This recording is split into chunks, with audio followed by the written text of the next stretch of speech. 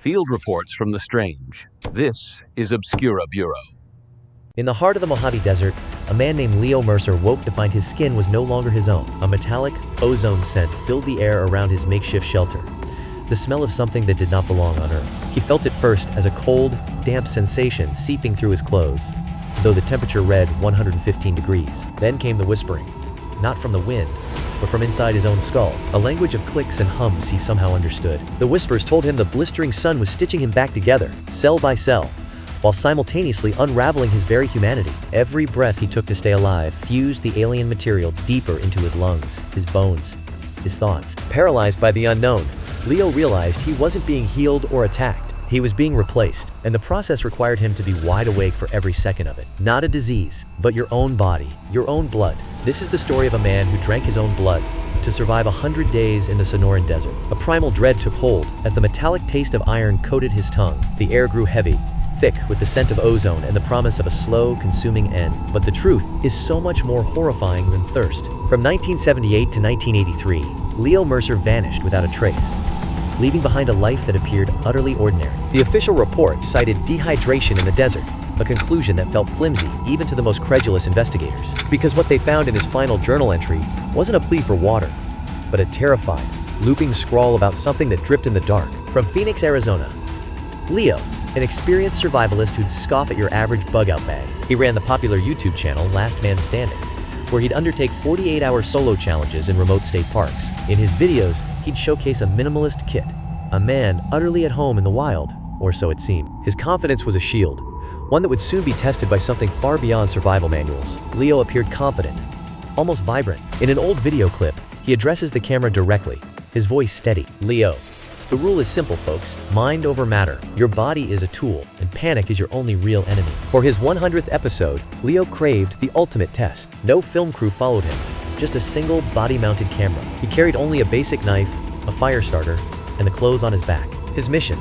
To traverse 50 miles of the Sonoran Desert's most brutal stretch, completely alone. He gave himself 10 days, maximum, to survive it. In their suburban garage, Sarah packed a small bag for Leo, her movements betraying a quiet dread. "Just signal the extraction plane the moment you feel off, okay?" she whispered, her voice thick with unshed tears. No hero stuff. Leo kissed her forehead, the scent of her shampoo mingling with the garage's damp, oily air. "Hero stuff is the whole point, babe," he murmured, his words hanging in the heavy space between them. "Don't worry." Leo's last words were a casual promise. "I'll be back before you finish that book club novel." The first 3 days followed his meticulous plan, finding water in rock catchments, building a shelter, filming confident updates. But on day 4, the desert changed the rules. The air grew heavy with the scent of ozone and dry rock, while a faint, rhythmic scratching echoed from somewhere deep in the rock. Leo, that whole ridge, gone. Just gone. He steadied the camera, his hands trembling against the cold, gritty stone. The air here was different, thick with the scent of damp earth and something metallic. This wasn't the path. This wasn't anywhere on the map. The GPS lay shattered at his feet, its screen a spiderweb of useless light. A sickening throb pulsed from his ankle, confirming the worst. The canyon walls rose around him like a stone coffin, sealing him in absolute silence. This was a dead zone, and he was trapped within its cold, damp embrace. His water was gone, his ankle a swollen, purple mass of agony. The extraction signal beacon lay shattered in the dust from the fall. Day 7. The thirst is absolute. My tongue clings to the roof of my mouth, a dry, cracked husk. I've tried sucking on pebbles, but they only grate against my gums, offering nothing. And the pain, it's not a sharp stab, but a low, constant burn. A smoldering fire in my veins that nothing can quench. The mind over matter mantra was a hollow echo now, as the physical world began its relentless, crushing victory. By the 10th day, delirium was his new reality. His video logs fractured into surreal, disjointed fragments. He held conversations with Sarah, his words thick with the sticky, metallic taste of desperation, as if she stood right beside him. His vision betrayed him next, painting shimmering mirages of oasis towns that dissolved into the oppressive, bone-dry air. On the 14th day, driven to desperation, he made a cold, calculated choice. The shaky footage plunges into near darkness as Leo presses a knife's edge against the lens. His voice is a hoarse rasp, yet unnervingly rational as he works through the grim arithmetic. The human body holds roughly 5 liters of blood. Plasma constitutes about 55% of that volume. That's sterile, internal fluid, a precious resource now. It's the only one left. The narrator's voice drops to a whisper, heavy with implication. He didn't slash his wrists. The metallic scent of ozone and old disinfectant hangs in the stagnant air, thick with unspoken horror. This was no desperate act of self-harm. It was a grim, calculated procedure. With deliberate precision, he pressed the jagged stone and blade into the muscle of his own thigh, navigating around vital pathways. A deep puncture bloomed, the coppery scent of iron cutting through the damp air. He held his metal canteen cup beneath the flow, catching the dark liquid without a flinch. A sharp, pained gasp cut through the air. Then absolute stillness. Later, his voice emerged weak but lucid from the void. Drank about 300 milliliters. Salty, metallic.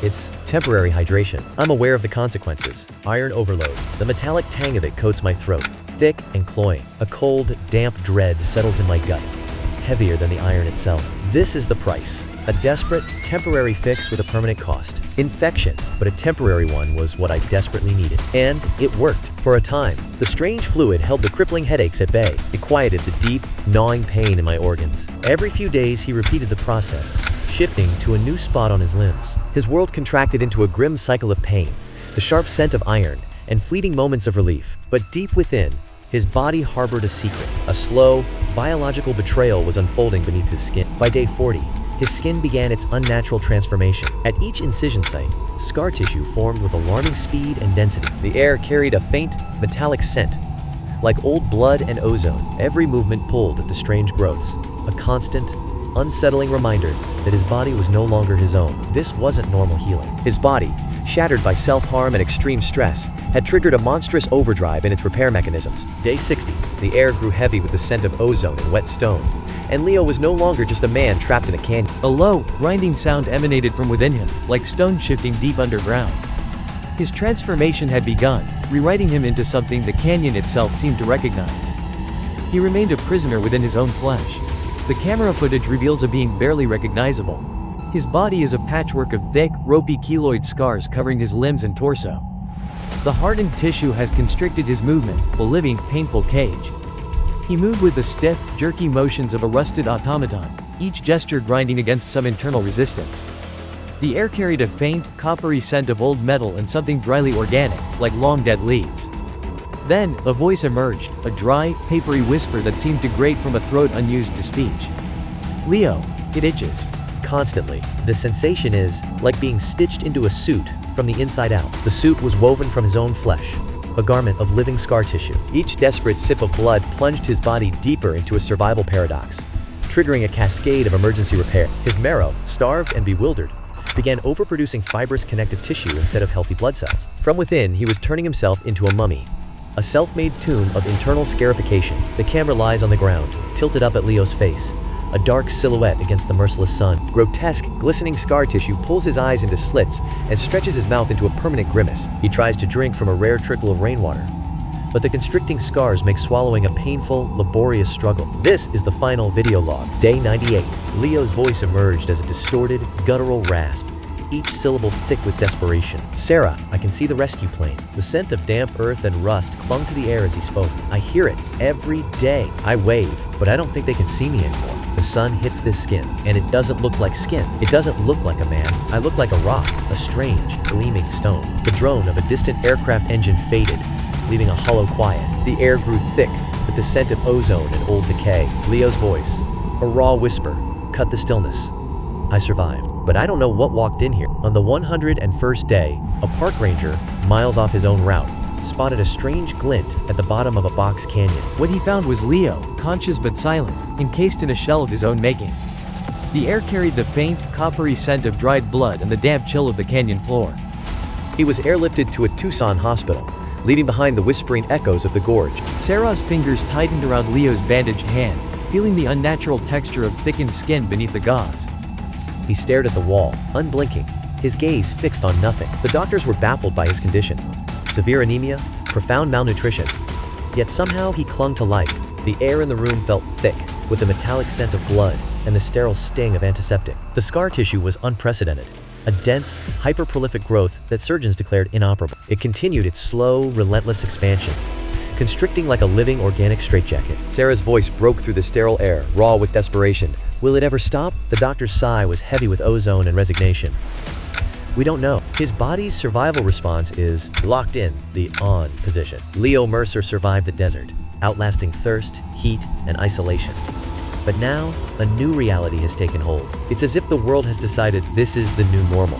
a permanent shift into something unrecognizable. The air carries the faint scent of ozone and something metallic, like old coins left in the sun. From Leo's perspective, he looks down at his hand, the skin waxy and taut, gleaming under fluorescent light, looking less like flesh and more like a sculpture of a hand. But the price demanded a pact with his own biology. He commanded his body to perform the impossible, to sustain his fading consciousness. His flesh obeyed by gradually transforming him into something other. The metamorphosis was not immediate, but a slow, agonizing corruption. He didn't merely consume his own blood to endure. The act was a grotesque ritual, a forced communion with his unraveling self. Each swallow carried the metallic taste of iron and a deeper, sickening sweetness of decay, a sensory confirmation of his monstrous bargain. He triggered a change so profound that medical science still cannot undo it. So here's the question that haunts my sleepless nights. When you are pushed to the absolute precipice of survival, what does your body choose to preserve? The mind or the machine? Or is it just the life you currently live? And are those two things ever truly identical? The screen plunges into absolute darkness. A distorted,